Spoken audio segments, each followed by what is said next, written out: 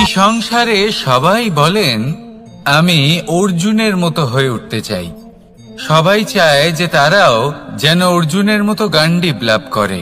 তারাও চায় যে তাদেরকেও মহাদেব এসে পশুপতি অস্ত্র দান করবেন। তারাও এটাই চায় মহাভারতের মতো মহাসংগ্রামে বিজয়ী হতে। কিন্তু সবাই ভুলে যান যে অর্জুন যা হতে পেরেছিলেন সবকিছুই অর্জন করেছিলেন। যদি আপনিও অর্জুনের মতো গান্ডীব লাভ করতে চান তবে আপনাকেও তার মতোই শ্রেষ্ঠ কাঠ নির্বাচন করতে হবে। সেই কর্ম আপনাকেই করতে হবে। তার প্রত্যঞ্চা যাতে তীব্র হয় তার জন্য আপনাকে সর্বশ্রেষ্ঠ দড়ি খুঁজে বের করতে হবে। আপনার বাণ যাতে ঘাতক হয় সেই জন্য আপনাকে নতুন নতুন ধাতু খুঁজে বের করতে হবে। সেই শিক্ষা আপনাকে লাভ করতে হবে, তবেই আপনার ইচ্ছে পূর্ণ হবে। অর্জুন হওয়া বড়ই সরল যদি আপনি কিভাবে অর্জন করতে হয় তা জানেন। শুধুমাত্র স্বপ্ন দেখেন যারা, তারা কখনোই অর্জন করতে পারবেন না। কিন্তু যদি কেউ অজ্ঞাতবাস ভোগ করতে পারে, যদি কেউ লাক্ষাগৃহ থেকে পালিয়ে বাঁচতে পারে, যদি কেউ কঠোর তপস্যা করতে পারে, প্রতীক্ষা করতে পারে এবং পরিশ্রম করতে পারে, তাহলে সে অর্জুন অবশ্যই হয়ে উঠবে। যদি আপনি অর্জুন হয়ে উঠতে চান তাহলে কর্ম করতে শিখুন আর আমার সাথে ভালোবেসে বলুন রাধা রাধা। জীবন থাকলে লক্ষ্য অবশ্যই থাকবে। যদি লক্ষ্য থাকে তার পথ অবশ্যই থাকবে। যদি পথ থাকে তাহলে বাধা অবশ্যই থাকবে।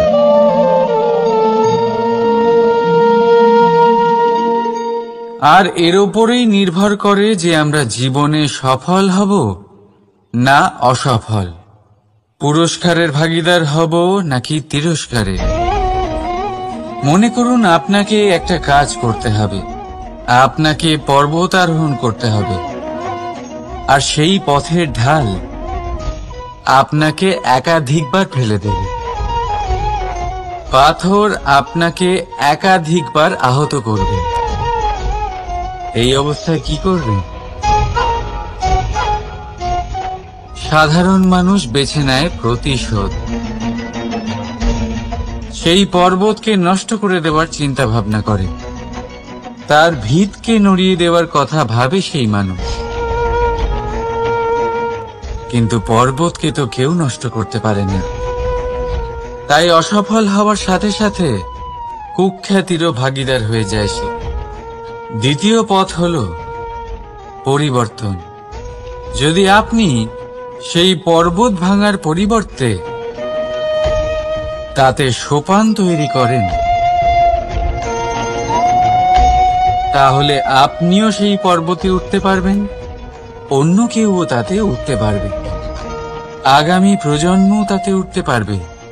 আর সেই আগামী প্রজন্ম সর্বদা আপনার সুনাম করবে। তাই জীবনে প্রতিশোধ নয়, পরিবর্তন বাছুন। বদলা নয়, বদল বেছে নিন। আপনার বাধা আপনার বন্ধু হয়ে যাবে। রাধা রাধা। সমস্ত মানুষের জীবন কিছুটা সমান হয়। মানুষ জন্মগ্রহণ করে, তারপর চলতে শেখে, জীবনে এগিয়ে চলে, বার্ধক্য লাভ করে, তারপর সমাপ্ত হয়ে যায়। কিন্তু সেই ব্যক্তিরা কারা যারা প্রকৃত অর্থে মনুষ্য জীবন যাপন করেন? এনারা হলেন সেই ব্যক্তি যারা পড়ে গেলেও আবার উঠে দাঁড়ানোর চেষ্টা করেন, নিজের ভেঙে পড়া অস্তিত্বকে আগলে নিয়ে আবার একটা আকার দেবার চেষ্টা করেন, ভগ্ন আশাকে আবার একটা নতুন দিশা দেন। অসফল হওয়ার পরেও থামেন না, আবার এগোতে থাকেন। অসফল হওয়ার পরে যদি আপনি থেমে যান তাহলে সাফল্য আপনার সামনে অপেক্ষা করে, কিন্তু আপনি তা দেখতে পান না। তাই জীবনের সংঘর্ষে অংশগ্রহণ করতে শিখুন। জীবনের সংঘর্ষ থেকে পালাবেন না। আসুন আমার সাথে ভালোবেসে বলুন, রাধা রাধা। একবার একটা শেয়াল বনে বিচরণ করছিল। ও একটা ছোট্ট শাবক দেখতে পেল।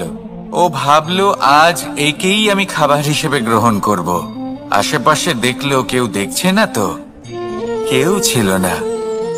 আর সেই শাবকের ওপর আক্রমণ করলো, যা হলো একটা ঘোর অপরাধ। বনের নিয়ম অনুসারে আপনি কখনোই শাবকের ওপর আক্রমণ করতে পারেন না।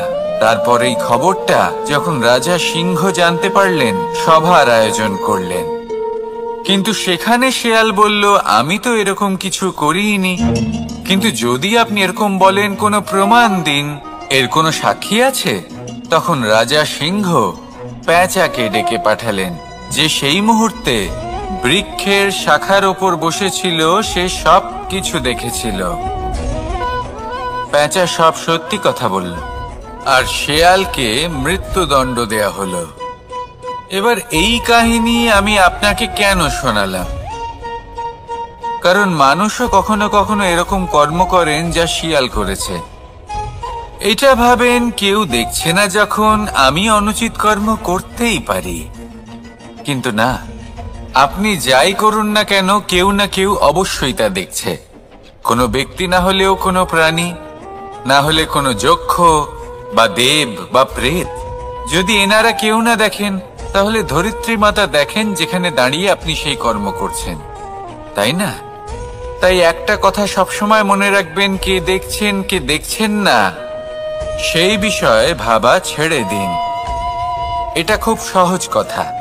আপনি যদি উচিত কর্ম করেন, উচিত ফল পাবেন। যদি অনুচিত কর্ম করেন, তাহলে আপনি অনুচিত ফল অবশ্যই পাবেন।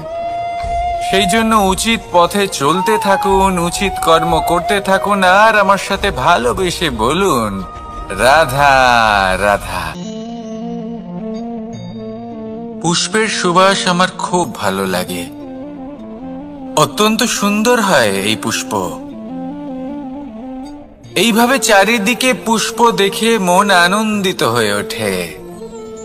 এবার আপনারা ভেবে দেখুন, আমার চারিদিকে পুষ্প নয়, আগুন আছে। তাহলে কি হবে? আমার শরীর কি জ্বলে যাবে না? অবশ্যই জ্বলবে। শরীরকে কি আগুনের তাপ সহ্য করতে হবে না? অবশ্যই সহ্য করতে হবে।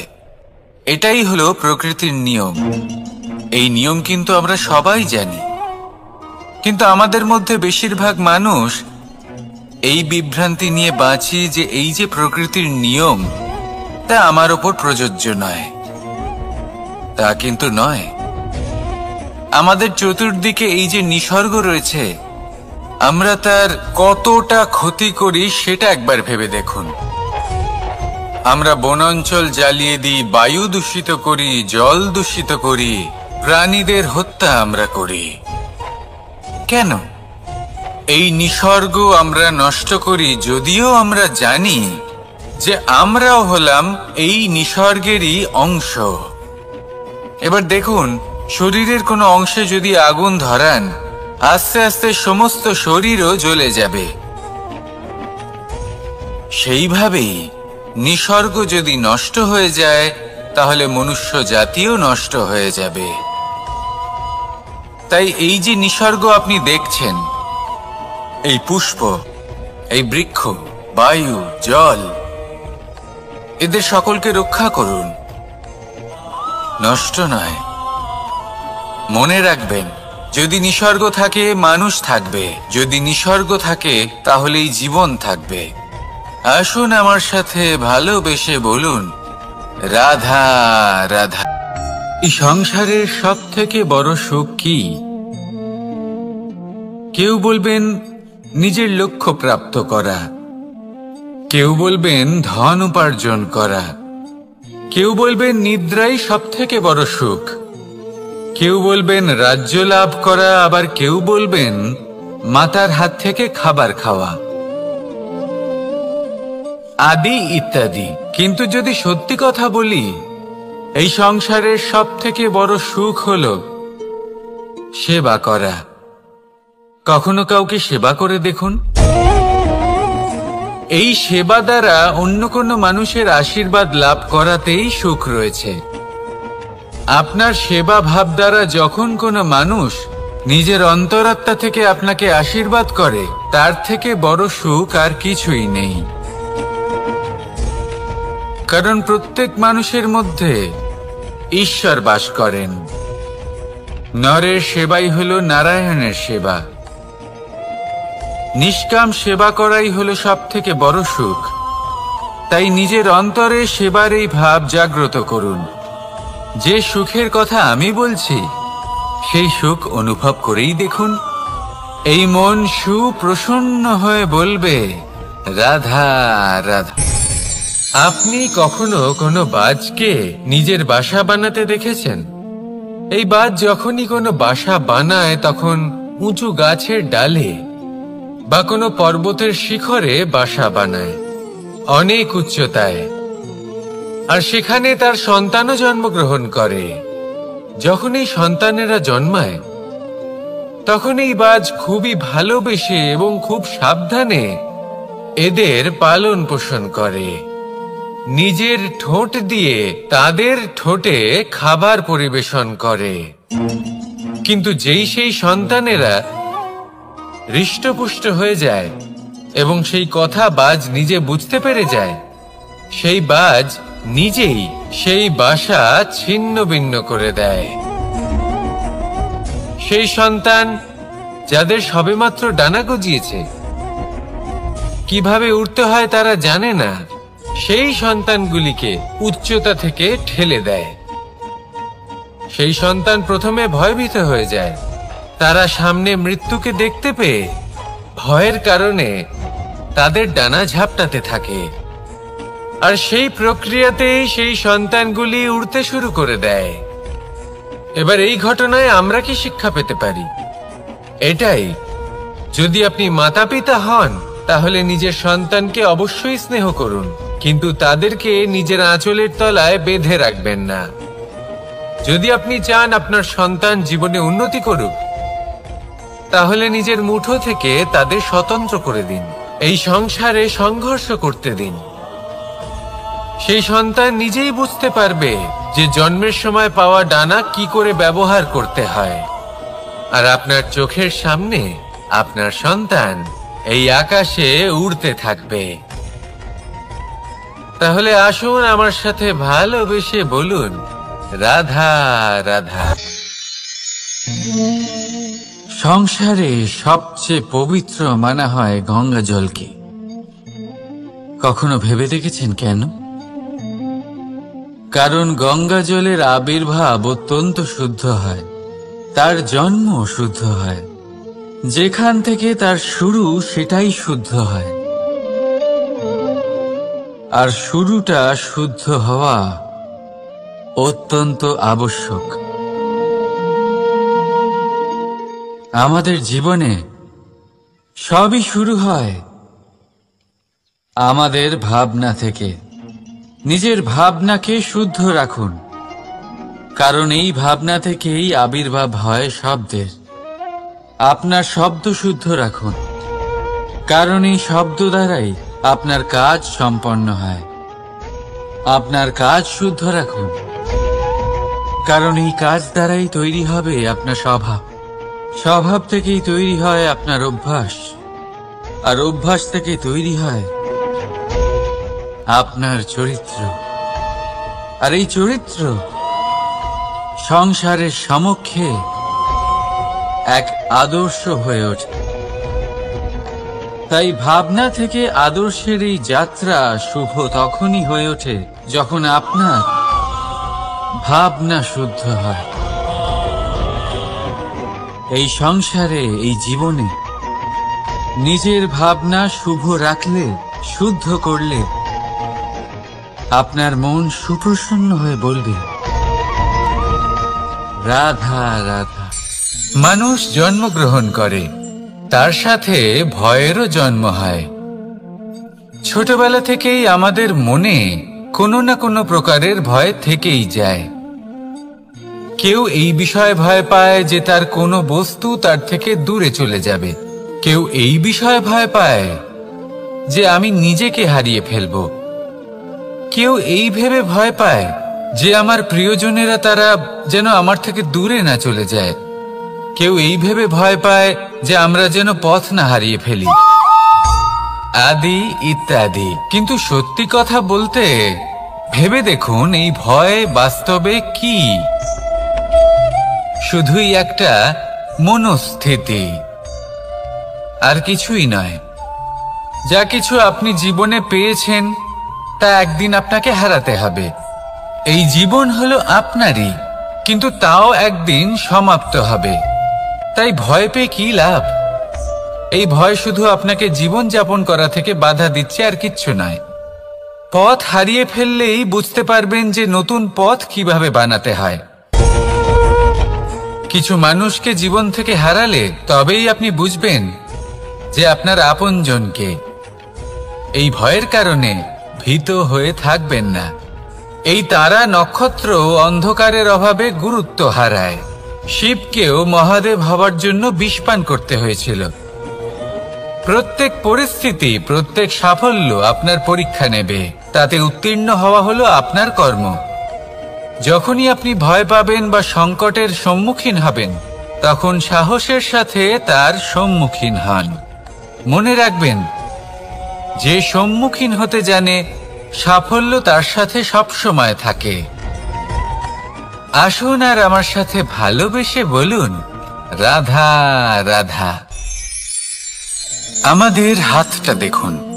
এই হাতে 5টা আঙুল আছে, যা ভিন্ন ভিন্ন ধরনের। একরকম কেন নয়? কারণ হলো প্রত্যেকের নিজের নিজের গুরুত্ব আছে, নিজের নিজের মাহাত্ম্য আছে। এরা ভিন্ন, তাই একত্রিত হয়ে মুষ্টিবদ্ধ করা সম্ভব, যার দ্বারা আমরা আত্মরক্ষাও করতে পারি, আবার আক্রমণও করতে পারি। যদি 5টি আঙুল সমান হতো তাহলে মুষ্টিবদ্ধ হতে পারত না, নিজেদের মধ্যে বিভ্রান্তির সৃষ্টি করত। এবার এরকমই কিছু আমাদের সংসারেও হয়। আমাদের দেশ, যেখানে একটি ভূমির ওপর ভিন্ন ভিন্ন ধর্মের মানুষ বাস করেন, ভিন্ন ভিন্ন জাতি, ভিন্ন ধর্ম, ভিন্ন ভাষা। কিন্তু যদি আমরা এটা ভাবি যে কিভাবে এই দেশকে কল্যাণের পথে নিয়ে যাওয়া যায়, কিভাবে এর বিকাশ করা সম্ভব, তাহলে আমাদের একত্রিত হওয়া শিখতে হবে।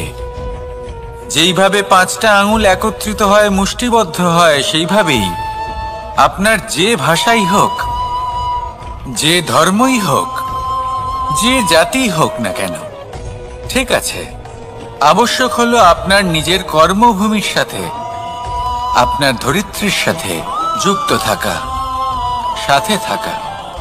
তবেই দেশের উন্নয়ন সম্ভব।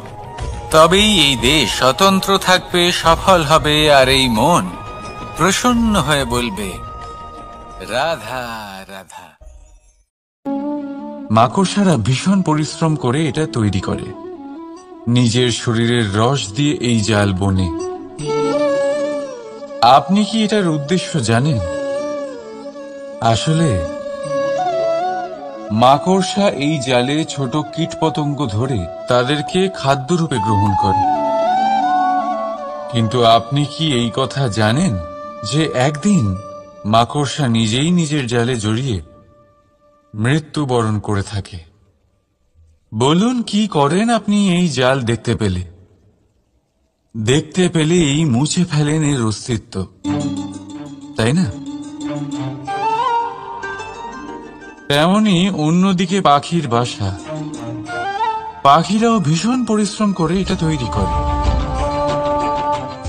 কিন্তু যদি পাখি একদিন এটা ছেড়ে চলে যায়, তাহলেও লোকে এটা নষ্ট করে দেয় না। কারণটা কি? এর কারণ হলো এর নির্মাণ জীবন সঞ্চারের জন্য করা হয়েছিল, নষ্ট করার জন্য নয়।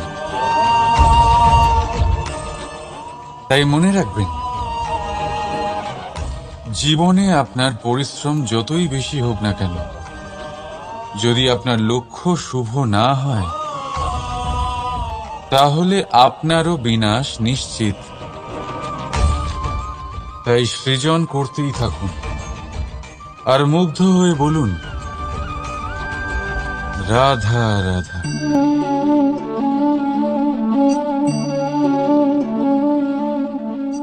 আপনার কি মনে হয় আমি কি করছি? আপনি বলবেন আমি প্রদীপ জ্বালাচ্ছি। সঠিক, কিন্তু প্রশ্ন হচ্ছে যে আমি কি আপনাকে বলেছি যে একে প্রদীপ বলা হয়? না। এই প্রদীপ কি নিজেই নিজের পরিচয় আপনাকে দিয়েছে? না। তাহলে আপনি কি করে জানলেন যে একে প্রদীপ বলা হয়? উত্তর হচ্ছে প্রকাশ। যে স্বয়ং জ্বলে অন্ধকারের মধ্যে সংসারকে পথ দেখায়, সেটাই প্রদীপ। যা নিরাশার মাঝে আশার আলো প্রদর্শন করে, সেটাই প্রদীপ। অপর দিকে আছে সাপ, যাকে না দেখেও তার ফনার আওয়াজ শুনেই লোকে ভয় পেয়ে যায়। তার মানে ব্যক্তির পরিচয় তার কর্মের দ্বারা পাওয়া যায়। তাই আপনার এটা বলার প্রয়োজন নেই যে আপনার পরিচয় কি। এটা আপনার কর্মই নিশ্চিত করবে যে লোকে আপনাকে প্রদীপ ভেবে ভালোবাসবে নাকি সাপ ভেবে ভীত হয়ে থাকবে। রাধা রাধা। সময় কত বিচিত্র হয়। সময় আমাদের পক্ষে থাকলে আমরা নিজেদের রাজা মনে করে নিই, আর সেই সময় যদি বিপক্ষে চলে যায় তাহলে নিঃস্ব হতে সময় লাগে না। তাই মানুষের একটা অভ্যেস আছে, খারাপ সময়ের জন্য কিছু সঞ্চয় করা। আত্মীয়, বন্ধু খারাপ সময় পাশ থেকে সরে যায়। যশ, মান প্রতিকূল সময় চিরস্থায়ী হয় না। তাই মানুষ মনে করে অর্থ সঞ্চয় করাই শ্রেয়। অর্থের কোনো হৃদয় নেই যা সময়ের সাথে পরিবর্তিত হবে। সংসার বলে সর্বদা অর্থ সঞ্চয় করতে থাকুন। খারাপ সময় অবশ্যই কাজে লাগবে, কিন্তু আমি বলবো শুভ কর্ম করতে থাকুন, আনন্দে থাকুন, নিজের ওপর আর ঈশ্বরের ওপরে বিশ্বাস রাখুন। খারাপ সময় কখনো আসবেই না। রাধা রাধা। প্রকৃতি মানুষকে এক বিশেষ শক্তি দিয়েছে, অন্য জীবের থেকে বেশি শক্তি দিয়েছে। স্মরণ শক্তি। এই শক্তি মানুষকে অন্য জীবের থেকে ভিন্ন করে, ইতিহাস রচনা করার প্রেরণা দেয়, জ্ঞানকে বংশানুক্রমে এগিয়েও নিয়ে যায়। আর যারা ভুলে যান, অধিকাংশ সময় তারা উপহাস আর দয়ার পাত্র হয়ে যান। কিন্তু এটাই কি প্রকৃত রূপে সত্য? না। এই স্মরণ শক্তি মানুষের বিকাশে সব থেকে বড় বাধা হয়ে দাঁড়ায়। তার মনকে দূষিত করে দেয়। খারাপ অভিজ্ঞতা, কারোর করা বিশ্বাসঘাতকতা, কারোর কটাক্ষ বেশিরভাগ মানুষই ভুলতে পারেন না, আর তারপর প্রতিশোধ নিতে উদ্যত হন। প্রথমে সময় নষ্ট করেন প্রতিশোধের প্রস্তুতিতে, আর তারপর সময় নষ্ট করেন প্রতিশোধ নেওয়ার সুযোগ খুঁজতে। যদি সন্তুষ্টি পেতে চান, যদি জীবনে আনন্দ পেতে চান, তাহলে স্মরণ শক্তির সদ্ব্যবহার করুন। নিজের স্মরণ শক্তিকে চালনা করুন শুধুমাত্র ভালো কথা আর ভালো স্মৃতির দিকে। জীবনে আনন্দ পাবেন। রাধা রাধা। মানুষ নিজের পরিবারের জন্য কত কিছুই না করে, দিন রাত পরিশ্রম করতে থাকে যাতে তার পরিবারের প্রয়োজন পূরণের জন্য অর্থ রোজগার করতে পারে। কিন্তু শুধু অর্থ রোজগার করাটাই কি যথেষ্ট? আপনি বলবেন, হ্যাঁ নিশ্চয়ই, অর্থ দিয়ে সব কিছু পাওয়া যায়, বিদ্যা পাওয়া যায়, বাড়ি পাওয়া যায়, ওষুধ পাওয়া যায়, আর কত কিছুই না পাওয়া যায়। এইসব একটা পর্যায় পর্যন্ত সঠিক, কিন্তু একটু মন দিয়ে ভেবে দেখুন, যখন কোনো শিশু অসুস্থ হয়ে পড়ে তখন সে ওই তিক্ত ওষুধ কেন খেয়ে নেয়? এই জন্য কারণ ওর পিতা সেই ওষুধ অর্থ দিয়ে কিনেছে? না, বরং এই জন্য কারণ তার পিতা যে তার সামনে দাঁড়িয়ে, তার উপরে তার বিশ্বাস আছে, বিশ্বাস আছে যে উনি তার কিচ্ছু হতে দেবেন না। এই বিশ্বাস, এই সংস্কার, এই শিক্ষা কখনো অর্থ দিয়ে পাওয়া যায় না। এটা পাওয়া যায় সেই সময় থেকে যা মাতা পিতা তাদের সন্তানের সাথে কাটিয়েছেন। তাই জীবনে অর্থ অবশ্যই উপার্জন করুন, কিন্তু নিজের পরিবারকেও সময় দিন, আনন্দ পাবে। রাধা রাধা। বিরোধিতা এমন এক শব্দ যা শুনে আমরা সবাই ভয় পেতে থাকি। যদি কেউ আমাদের বিরোধিতা করে তা আমাদের সহ্য হয় না। আমরাও কারোর বিরোধিতা করে কোনো শত্রুতা করতে চাই না। এই ধরনের ভাবনা আমাদের মনে আসতেই থাকে। কিন্তু বিরোধিতা, এই শব্দ আপনার শান্তির জন্য, আপনার সুখের জন্য কতটা গুরুত্বপূর্ণ তা আপনারা জানেন না। তাই যদি কাল এসে কেউ আপনার বিরোধিতা করে, তখন সবার আগে নিজেকে যাচাই করুন। আপনি কি ভুল করেছেন? আপনার দোষ কি? নিজের মধ্যে কি ত্রুটি আছে সেটা বোঝার চেষ্টা করুন, নিজেকে সংশোধন করার চেষ্টা করুন, তারপর দেখুন বিরোধিতার এই আগুন আপনাকে স্বর্ণ থেকে কুন্দন বানিয়ে তুলবে। বলা হয় এই সংসারে খারাপ বেড়েই চলেছে, কিন্তু তার কারণ এ নয় যে খারাপ মানুষ বেড়ে চলেছে। তার কারণ হলো যে ভালো মানুষ, যাদের ভালো চিন্তা, ভালো বিচারধারা আছে, তারা খারাপের বিরোধিতা করতে পারে না। যদি আপনার সম্মুখে কোনো খারাপ কর্ম হয়, তাহলে তার বিরোধিতা করতে সংকোচ করবেন না, কারণ বিরোধিতার এই আগুন মন্দকে পিছুপা হতে অবশ্যই বাধ্য করে।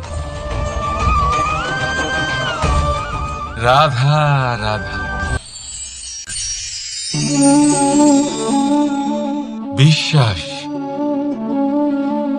জীবনে বিশ্বাস কতটা গুরুত্বপূর্ণ। একজন স্ত্রী তার স্বামীর হাত ধরে যে কোনো জায়গায় যেতে পারেন, এর কারণ হলো বিশ্বাস। তার নিজের স্বামীর ওপরে বিশ্বাস আছে। যখন একজন মা তার ছোট বাচ্চাকে কোলে তুলে হাওয়ায় ওঠায়, তখন সেই বাচ্চা ভয়ভীত হয়ে যায় না। তার কারণ হলো বিশ্বাস। তার বিশ্বাস আছে যে তার মা তার কিচ্ছু হতে দেবে না। এক বৈদ্যের দেওয়া ঔষধ সন্তান কিছু না বুঝে শুনেই খেয়ে ফেলে। সেই বৈদ্যের জ্ঞানের বিষয়ে তার কোনো ধারণাই থাকে না, শুধু নিজের পিতার উপরে বিশ্বাস আছে যে তার পিতা তাকে খারাপ কিছুই দেবে না। যখন এই সংসারের প্রতিটা বন্ধন বিশ্বাসের উপরে দাঁড়িয়ে আছে, তাহলে কেন এই বিশ্বাসকে আমরা জীবনে আনতে পারি না? আপনি নিজেই দেখুন, এই বিশ্বাস নিজের জীবনে এনে দেখুন, সবকিছু আরো সুন্দর হয়ে যাবে। তাই ভালোবেসে বলুন, রাধা রাধা।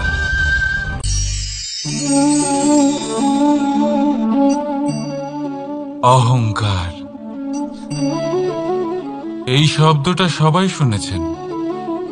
বহু মানুষকে আপনি এটা বলতে শুনেছেন যে ওই ব্যক্তির অহংকার আছে, ওই মানুষটির ক্ষমতার অহংকার আছে, ওই ব্যক্তির নিজের রূপ নিয়ে অহংকার আছে, ওই ব্যক্তির নিজের অর্থের অহংকার আছে, ইত্যাদি ইত্যাদি।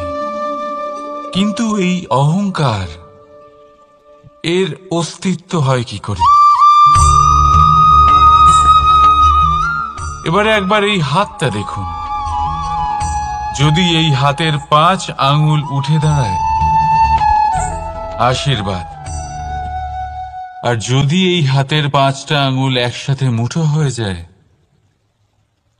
শক্তি, সংকটের বিরুদ্ধে ঢাল। কিন্তু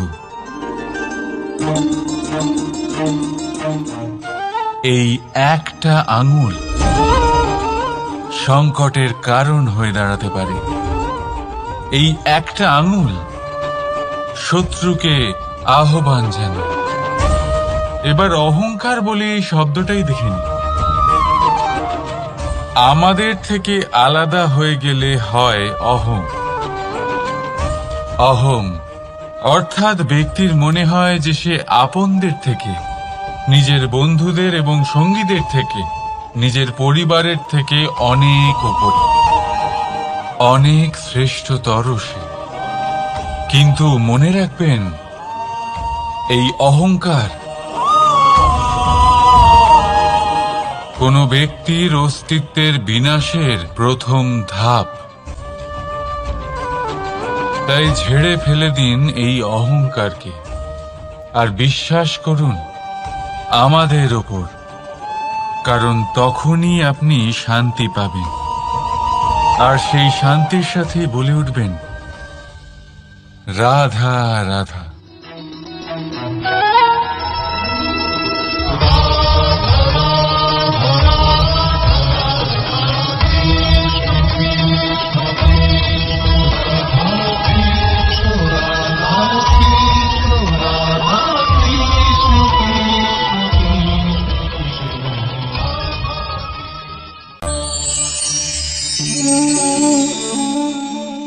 সাফল্য।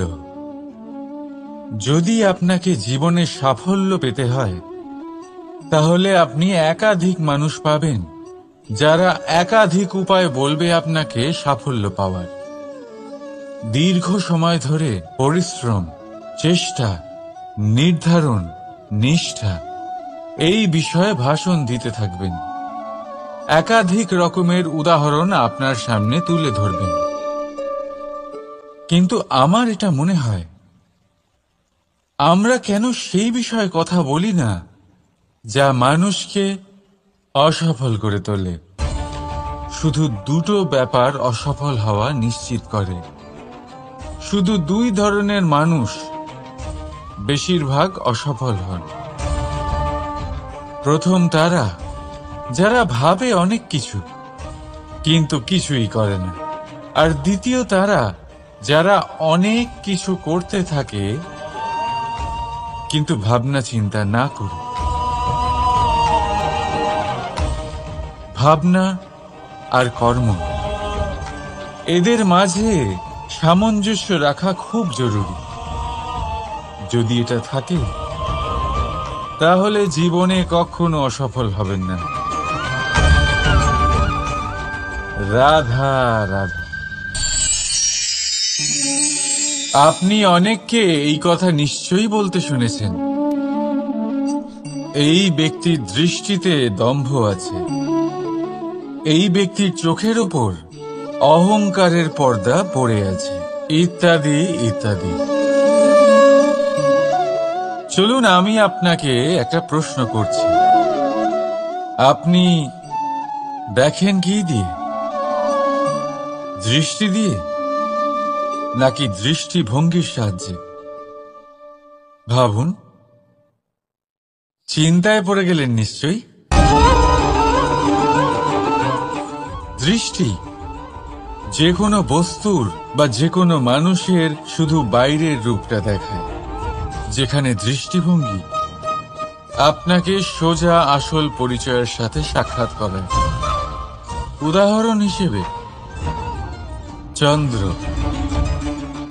চন্দ্র আমরা সবাই দেখেছি। বহু মানুষ আছেন যাদের চন্দ্র অত্যন্ত সুন্দর লাগে। আবার কিছু মানুষ এমনও আছেন যারা এই চন্দ্রের মধ্যেই দাগ খুঁজে বার করেন। এই হলো দৃষ্টিভঙ্গি। যদি নিজের দৃষ্টিভঙ্গিতে প্রেম রাখেন, ভালোবাসা রাখেন, সম্ভ্রম রাখেন, তাহলে তার বদলে আপনিও প্রেম আর সম্মান অবশ্যই পাবেন। এবারে দেখুন, যে জল দিয়ে ঈশ্বরের মূর্তি ধোয়া হয় তাকে চরণামৃত বলা হয়। এটার কারণ দৃষ্টিভঙ্গি। এখন আপনি পাথরকে ভগবান ভেবে পুজো করবেন, নাকি ভগবানকে পাথর ভেবে পরিত্যাগ করবেন? সিদ্ধান্ত আপনার, কিন্তু এই সিদ্ধান্ত নির্ভর করে আপনার দৃষ্টিভঙ্গির ওপর। তাই নিজের দৃষ্টিভঙ্গি শুভ রাখুন, নিজের দৃষ্টিভঙ্গিতে ভালোবাসা রাখুন, আর আনন্দে বলুন রাধা রাধা। বড় বড় রাজমহলের বড় বড় ইমারতের চূড়া কত সুন্দর হয়, কিন্তু আপনি কি কখনো এই বিষয়ে ভেবেছেন যে এই সুন্দর চূড়ায় পৌঁছতে গেলে আপনাকে পৃথিবীতে পা ফেলতেই হবে? সেই সুন্দর চূড়ায় পৌঁছে দীপ্তি পাওয়ার জন্য আপনাকে একটা কঠিন পথ অবলম্বন করতেই হবে। যদি আপনি কোনো কঠিন পথে না গিয়ে এই পৃথিবীর সাহায্য ছাড়াই শুধু উচ্চতার দিকে অগ্রসর হতে থাকেন, তাহলে সর্বদা অসফল হবেন। সেই জন্য নিজের স্বপ্ন পূরণের এই যাত্রাতে নিজের পথ কখনোই হারাবেন না, নিজের পথ থেকে সরবেন না। যদি এমন করেন তাহলে তো আপনার স্বপ্ন পূরণ হবেই না, তার সাথে আপনি নিজের পথও হারাবেন। রাধা রাধা। কৌতুক অর্থাৎ হাসি, এটা জীবনে কতটা গুরুত্বপূর্ণ। আমরা সর্বদাই হাসতে চাই, আমরা সর্বদা অন্যের মুখে এই হাসি দেখতে চাই। কিন্তু এই কৌতুক অনেক প্রকারের হয়।